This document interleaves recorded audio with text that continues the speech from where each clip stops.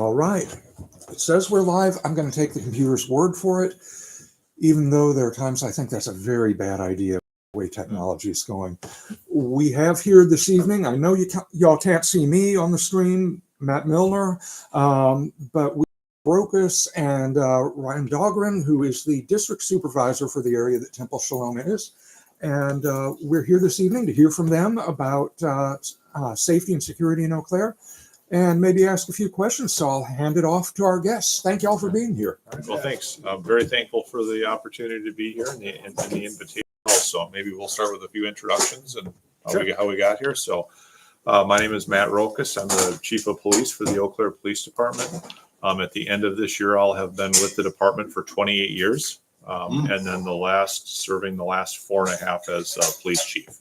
I grew up in Wisconsin Rapids, Wisconsin, which is kind of the central part of the state. And I moved over a little over 30 years ago to go to attend the university where I graduated. And so shortly after I graduated college here, I was hired as a Eau Claire police officer, and that's been my only adult job that I've had. So here. So Ryan. Thank you. My name is Ryan Dahlgren. I'm a lieutenant in our patrol division. And for the purposes of policing, our city is divided into 3 districts, north, south, and west. I'm the South District Commander. I've been with the Eau Claire Police Department it'll be 21 years in December. And then 5.5 years previous to that, I was a trooper with the Wisconsin State Patrol. I lived in Eau Claire most of my life, moved here when I was 7. After high school, I joined the Army I was in the Army for about 3 years and then came back and, like the chief, attended the university. We even had a class together. He remembers that. We didn't really know each other back then. And then that was my pathway to ending up here. Yeah, so maybe just a little bit about Eau Claire and community safety. We're all very proud at the Eau Claire Police Department. I think as a community as well, Eau Claire is a safe community. It truly certainly not without its issues and without its challenges as a community. Our overall crime rate the last 3 or 4 years has been slightly ticking down overall. So we've actually, have been experiencing slightly less crime in Eau Claire the last several years, but there's fluctuations from year to year. It's not a steady decline. There's many categories of crime, crimes against persons like assaults, batteries, sexual assaults, things like that. And there's other categories, property crimes, burglaries, thefts, people breaking into cars, and then drug offenses as well. So I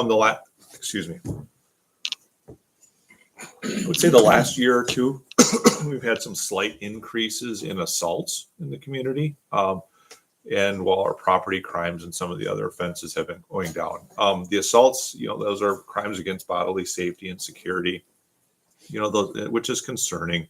But most of those are attributed to domestic situations or domestic violence, or people that end up in a fight who know each other. So it's not kind of like what I would describe as kind of a random crime or something like that. So it's a little bit more relational, so to speak. So for the purposes of today's discussion, I did have a conversation with our crime analyst and had her take a look at hate crimes in our community.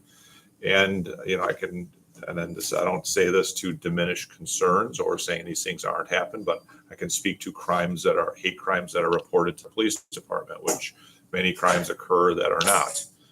But in the last 5 years, we haven't had a hate crime that would be anti-Semitic in nature, fitting as far as the national guidelines were to us as a police department. So certainly not to say that they don't happen or there aren't concerns along those lines, but has not been reported to us. So I guess that is somewhat encouraging, or that is encouraging. At least they don't have a Kenosha issue. Yes. Yep. I would say, between 2020 and 2021, we did have some crimes that were, geared in kind of that anti-Asian American Pacific Islander, kind of around that time of the beginning of COVID. So there was we had some instances of some harassing behavior It was not violent crime, but some harassing behavior, vandalism, things like that geared in that direction. So that's kind of been our community experience the last 5 years in those areas. What about illegal immigrants? As far as crimes that would be hate crimes or discriminatory, and Well, just the crimes that were perpetrated by illegals. that's hard for me to quantify. So I couldn't tell you kind of off the cuff right now, specific numbers with that. Immigration status is complex. It's complicated. I would describe it as something that impacts us locally, but it's not something that we're legally responsible for locally. And so, it certainly does happen. But as far as, someone who's suspected of committing a crime or, we don't have an immediate way of confirming their immigration status. So that's something that kind of administratively happens as that criminal case will work through the court system. Because we're from Arizona and we have the squatter concerns. Okay. And just sort of wondering, is that an issue up here for Can you, homes that are for sale, for rent, vacant? And we don't have those issues here. I'm not aware of any. Are you? We've had a couple of issues, but it hasn't been illegal immigrants or their non-US status hasn't been an issue. They've typically been homeless people and when I'm talking about issues, minimal. Anecdotally, I would say I can count on one hand. And it's usually something that's been taken care of efficiently and quickly and peacefully for that matter. So I wouldn't call it, from my standpoint, a problem. It's just something that's happened a couple of times. It's comforting. Yeah. One of the things that it's hard to keep in mind sometimes is that despite what makes headlines, most crime not what most people would think of as major crimes. What's the breakdown roughly for Eau Claire?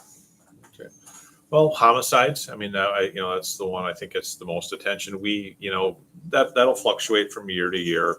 The highest homicide year that I've seen during my career is we had 5 one year, but it's usually around 1 or 2. And there's been many, many years during the course of my career where Eau Claire has had 0 homicides. So that's the most significant one. Specific numbers related to sexual assaults, kidnappings would be other ones. We don't have many. That doesn't really happen too often, but we do have sexual assaults and other serious matters. Yeah. Yes. We moved here 21 years ago. Before we moved here, this is before the internet was a really big thing. We had to go look in the book. Yes. And we were very pleased to see that Eau Claire was top 10 safest city and top 10 cleanest city. Yes. Before we moved here.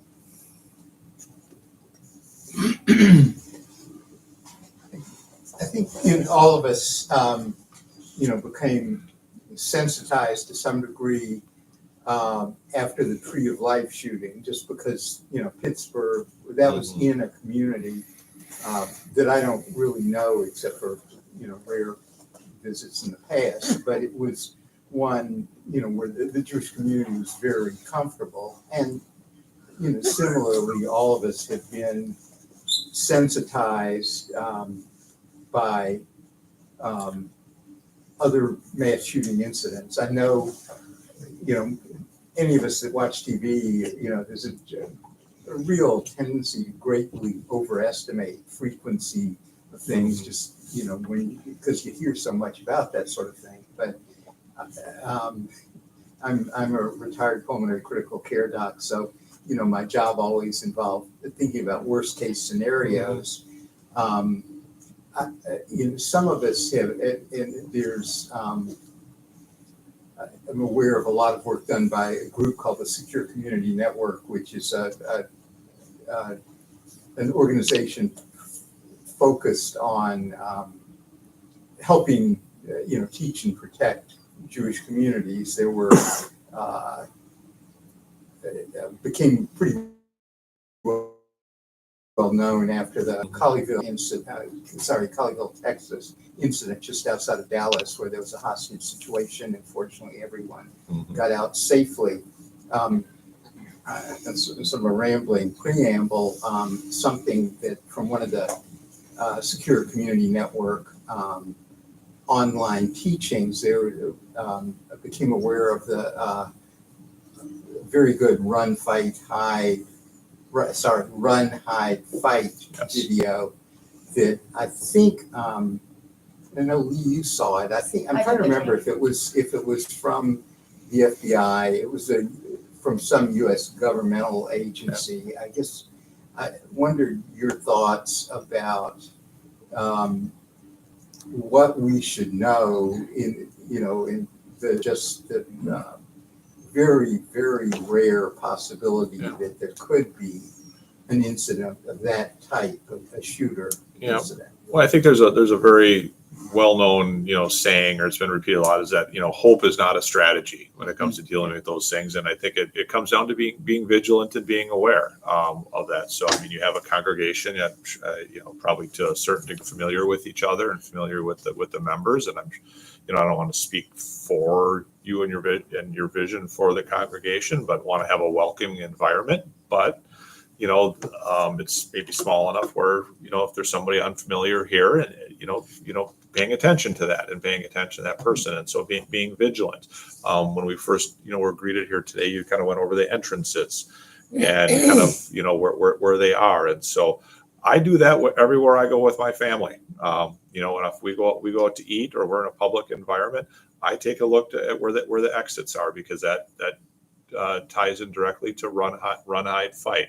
My mindset is one where I'm probably going to fight, but you have to think about the rest of your family as well and what they're going to do. So knowing who's here and being familiar with them. If there's someone unfamiliar, I take a look at how they're dressed. Is it a warm summer day like today, and are they wearing big, heavy, bulky clothes where things could be hidden and covered up with them? And so that would, maybe cause some actions or decisions on your part, knowing where the exits are, knowing where, if you're going to hide, where and how you're going to hide.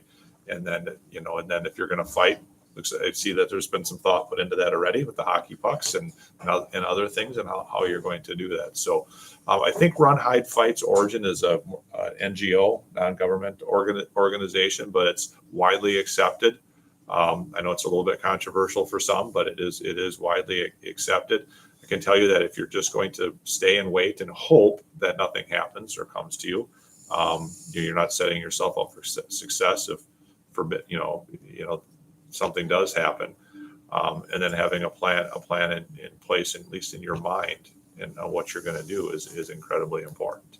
So, Ryan, you probably have some perspective. I think too, where it concerns run, hide, fight, you kind of have to go on your instincts unless you train yourself to do otherwise. So I've had people ask me about that in the past, and in so many ways, what should I do?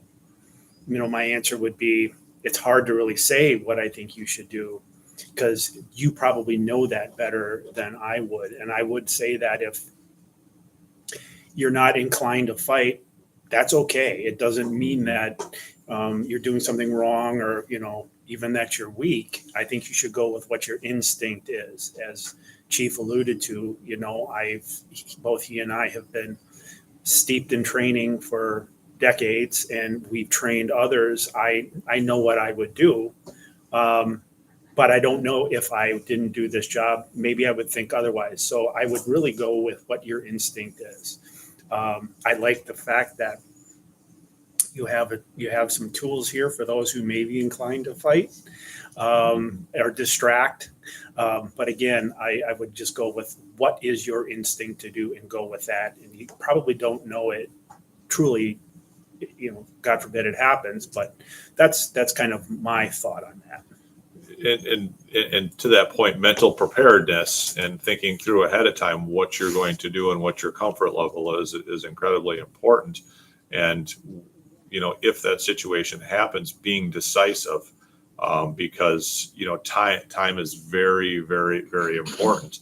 The type of distraction and that can be created by throwing a bunch of hockey pucks at somebody can buy you the time that you may need to run, or to have, employ some other strategy to, overtake somebody, or get your yourself and your family members out through the exit door. So kind of being physically prepared, knowing what your capabilities are, what your comfort level is, and in that instance being decisive and doing something, because you actually don't need a lot of time to protect yourself and to protect your family and those around you.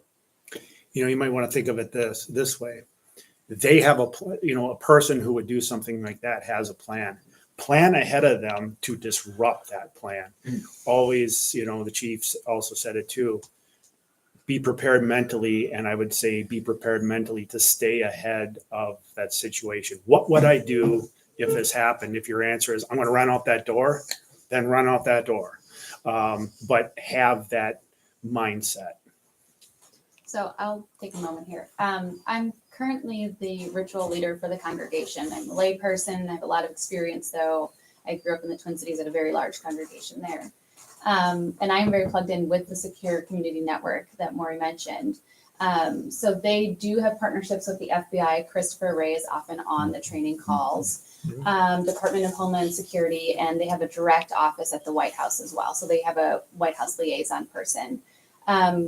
They're broken up into districts throughout the United States. And so we do have like a direct liaison who I'm sure would love to be in touch with you. I've made contact, just as we're like the only Jewish institution for many miles in our radius.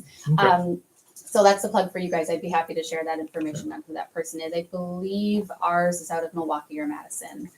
They also have a liaison in Twin Cities, but they kind of go by state. And then to all of you, the training that Maury mentioned, every High Holy Day season, which is ramping up now, they have like the Run, Hide, Fight modules online. It's a couple hours. They offer it a few times. They have other things like the power of hello, which is about assessing a person who's new, which you guys were mentioning. Both, they might genuinely be a new guest and how to greet them, but it's a two-way thing. You're assessing them, they're assessing you, and you might disrupt what their plans are.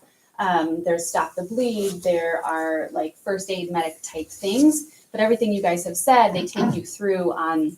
They actually had a survivor of the Tree of Life shooting talk about in that instant when they heard gunfire, some people's reaction is denial. Well, that couldn't, maybe it was a firecracker, maybe it was a whatever. And that gentleman said, I wasn't sure, but I wasn't sticking around to find out.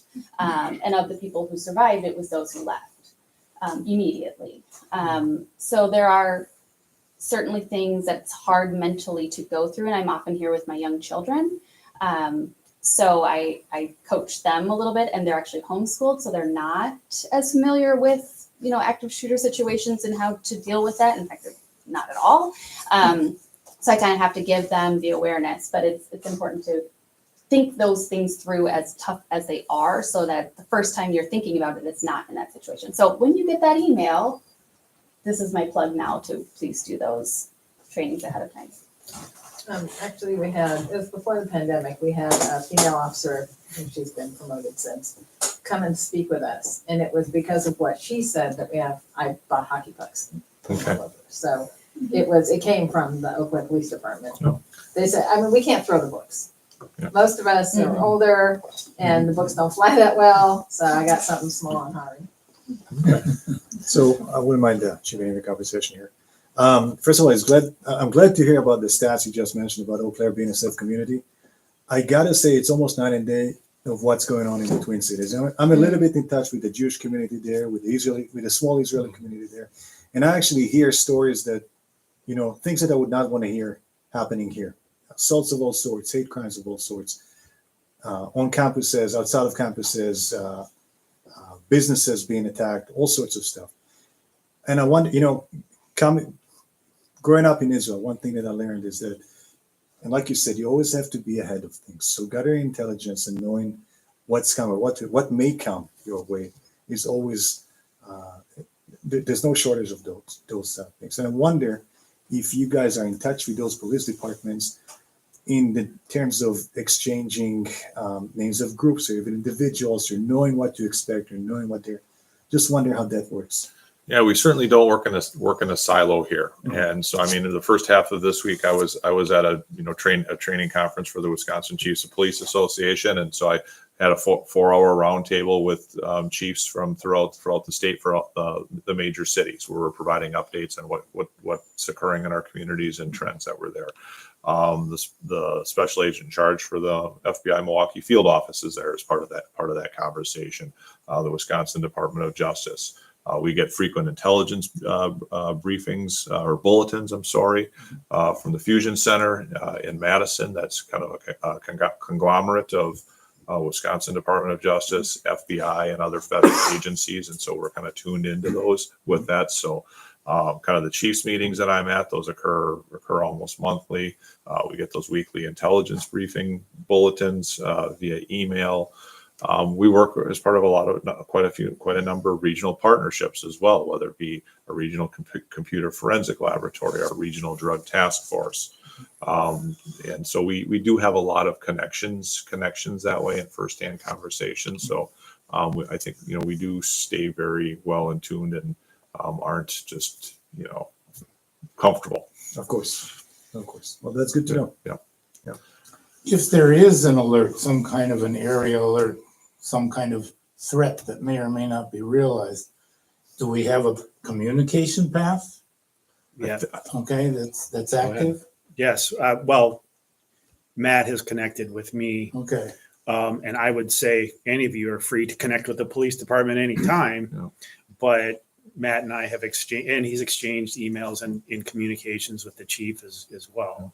And we're strengthening that right now tonight Yes. as well. So, I Right. mean, it's not well, necessarily I'm familiar static. with that, where we come from in Tucson. I was a guard in one of the schools, and we were part of, I wouldn't call it training, but certainly Okay. alerts of things that may or may not be real. But at least we were told. Yes. So If we become aware of a specific threat or even a general threat, targeted against the Jewish community, and obviously specifically to Eau Claire, we will let you know. Certainly, we'll let you know as expeditiously as possible. good. How about you carrying a weapon? What's that? How about carrying a weapon with a license, of course?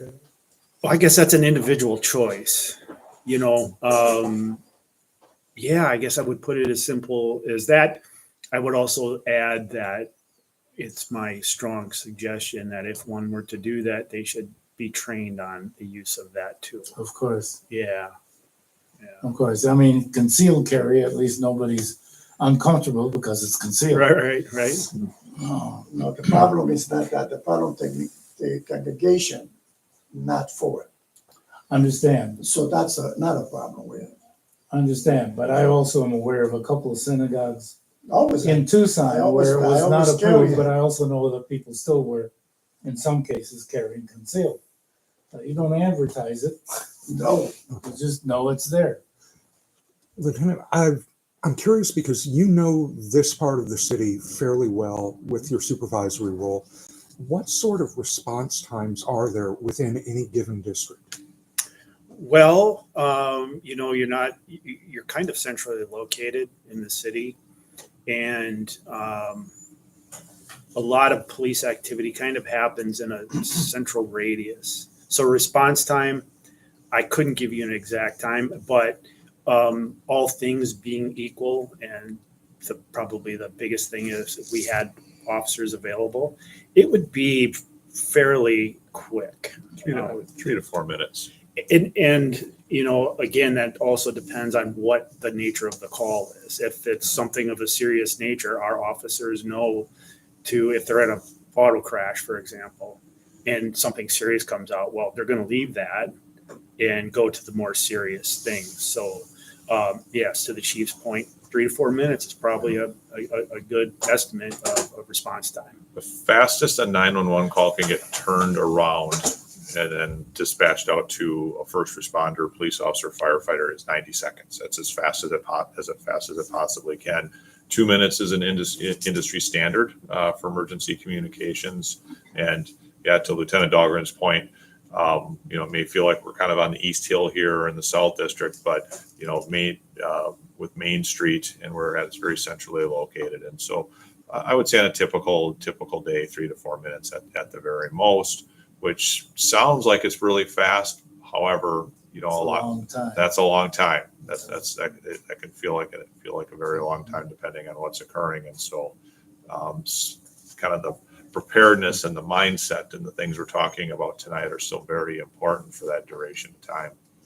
You raised an interesting point there, and I'm not sure how much experience most of us have with how our calls process. When a 911 call goes to dispatch, how does it work its way through?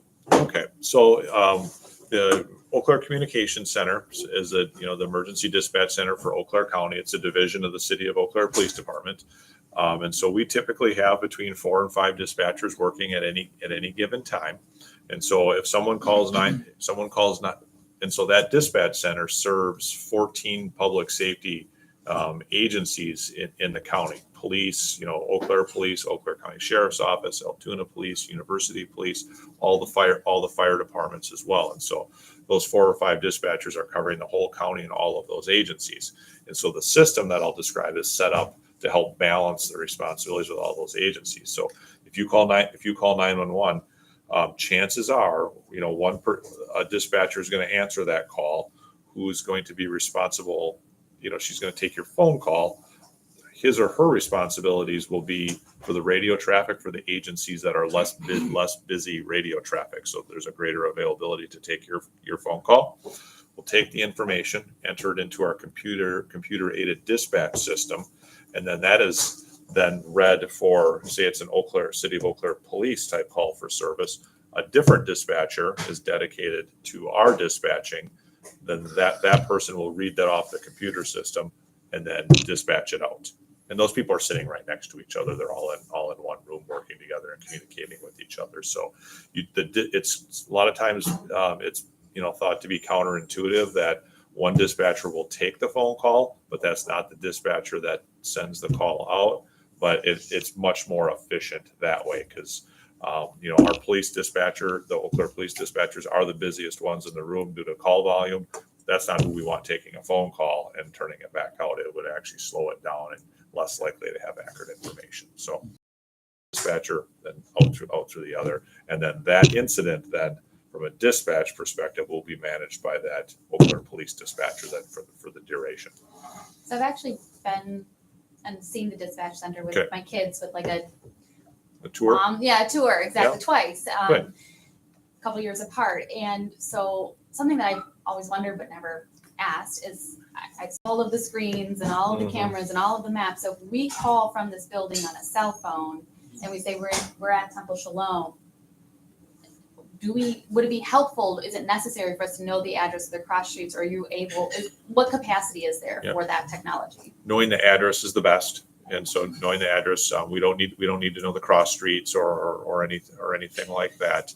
In the instances where there's calls where the person's not able to provide an address, say you don't know the address off the top here, it's best if you do. Saying just the common name, Temple Shalom. The dispatcher will figure that out in about 3 seconds, as far as what the exact address. And then we also have the technology and the ability to triangulate 911 phone calls and geolocate them to a pretty close proximity to where they're coming from. And that technology is pretty close right now where we can get to within a couple 100 feet of where the phone call is coming from. Within this year, it's going to advance to where we're going to be able to know exactly where you're at. So another technology follow-up. So I lived in Denver for a number of years and they also had a text 911 service. And I was just thinking purely in a situation of it's a small room and can you really be on a phone call to say what's happening without exposing yourself? Does that exist? Yes, it does. So in the state of Wisconsin, text to 911 is going to be, it's going to be operational by the end of this year, fully operational. So the first step in that process is having the physical infrastructure in place for that, the fiber optics. That's been installed, that's been tested. It's ready to go. We're waiting for the state of Wisconsin to kind of flip the switch on it to have it go. So at the Eau Claire Police Department, we're ready for it right now. And it's a statewide system for that, where you'll be able to text to 911. You'll actually be able to could do Apple, FaceTime or live stream, to 911 as well if need be. But because the state of Wisconsin isn't ready for the system, we still have our own standalone one that does work right now. So if you call 911 on your cell phone, and it's based on the circumstances of the incident that you're calling about, the dispatcher has the capacity to text you a link.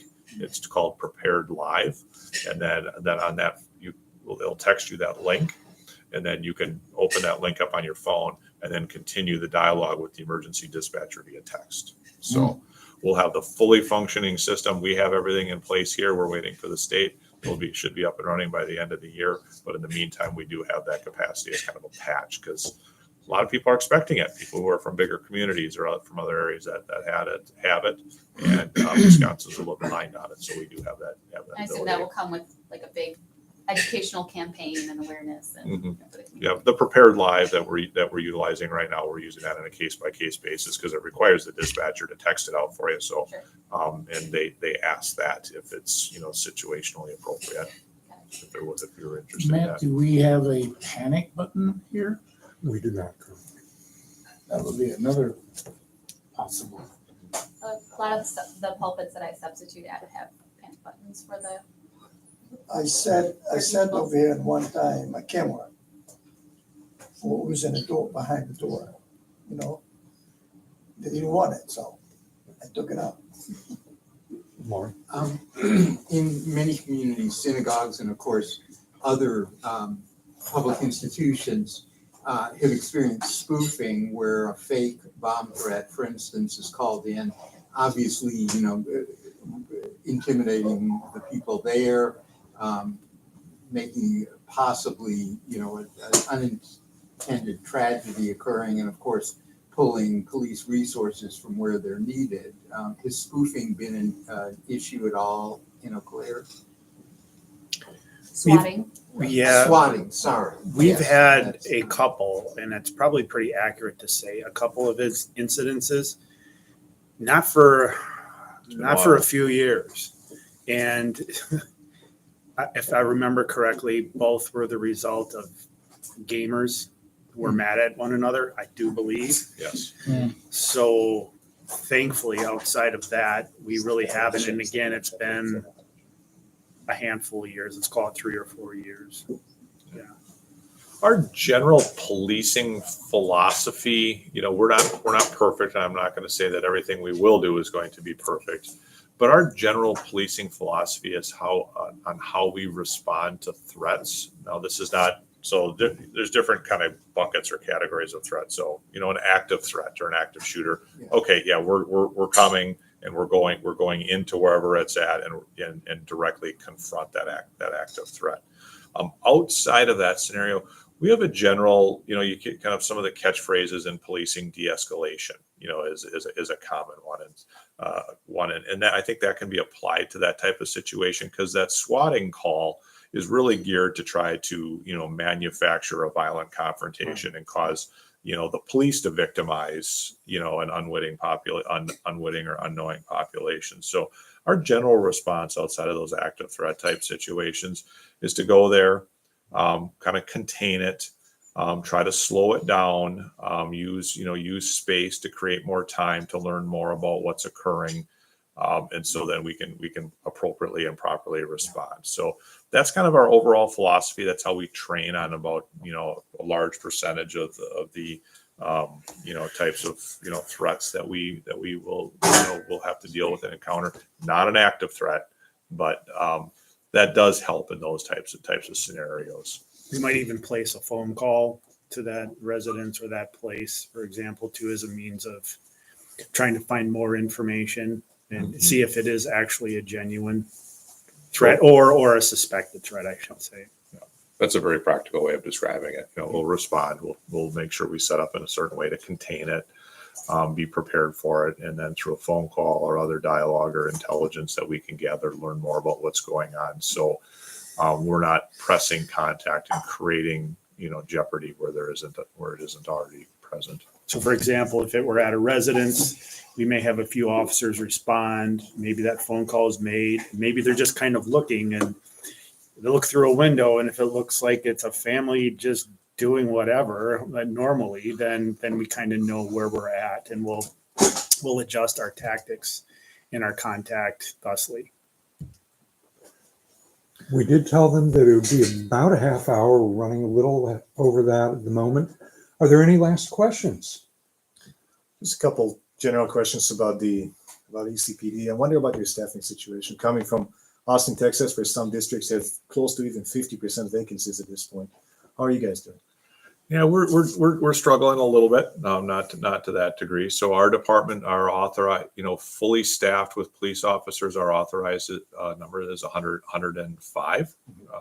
So right now we're down 10 officers right now that we can hire or looking to hire. So we have 10 vacancies right now, and we've got a couple retirements that are on the horizon as well, so that we have to prepare for. So we have a minimum staffing number that we want to have out working in the community at any given time with that, and we're meeting that on a daily basis. And so there's a variety of ways that we do that. So we're down a few officers, but it doesn't have a detrimental impact on public safety. So we have certain numbers of officers that we need working at, that number will vary depending on the time of day.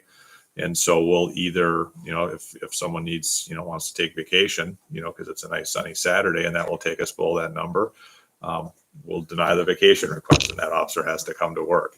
If we have other factors that impact it, like military leave, family leave, sickness, and things like that, we'll backfill with overtime. We'll reassign detectives, or have some other, other strategies. So we're getting the numbers of officers out on the street that we need to on a daily basis to, provide for the basic safety needs of the community. So we're doing better than some of those larger metropolitan areas. Well, one just follow-up question on that, sorry for that. I spent a few months in Knoxville, Tennessee last year, and they had a very nice initiative called basically you would join a police officer for a shift. I wonder if you offer anything like this here, because I'd love to join a police officer. Oh, like a ride along? Yeah. Okay. Yeah, on a good way. Yeah. Yep. We in the front seat. Yeah, the front seat, exactly. yeah. Not in back. Yeah. We haven't been doing a lot of ride-alongs lately, just because of I know they do it in Knoxville, but our officers are dealing with more and more sensitive information related to mental health, other health issues, people experiencing crisis and things like that. And so there's just so much kind of private confidential information and then there's also just kind of the danger or hazards kind of inherent to it. And so we saw the ride along experience, really being diminished for those riding along. They were able to ride around with the officers and spend time with them, but when they're getting out at calls and it's an opportunity to kind of showcase or highlight kind of what is going on in the community, what our officers are doing, the rider was sitting in the car by themselves. That's kind of where we have to leave them. And so there's a good chance for some face-to-face interaction with the officer between calls. But when we're actually doing the work, we've been having to leave the people there in the car for the most part due to the nature of it. Didn't get to sort of borrow the police car and drive around? No, we take the keys with you. Yeah. We got the ability to leave the car running, but take the keys with us. So they at least would be comfortable, but they were spending a lot of time alone, just sitting in an idling car. And some calls for service, they'll take 2, 3, 4 hours. And so that's just a lot of downtime. Understood. Yeah. Understand. Thank you. Yeah. Well, gentlemen, thank you very much for coming tonight. It's Thank you. greatly appreciated. Thank you for your Thank you very service. much for coming in, talking with us, and for giving us some very good information that we'll be taking into account. And thank you for your service. Thank you. Thank you very much. Privileged to be here. I guess I got fortunate when I was in college. I took a criminology course, and because I was minoring in it, and I was able to ride along with the Minneapolis police. So, but it was at night. I did their night shift, and but that was back in the 70s. Back in those days, maybe it wasn't as big of a deal, but and it was an interesting ride. Strange things happen at night. Yes, it is. Just because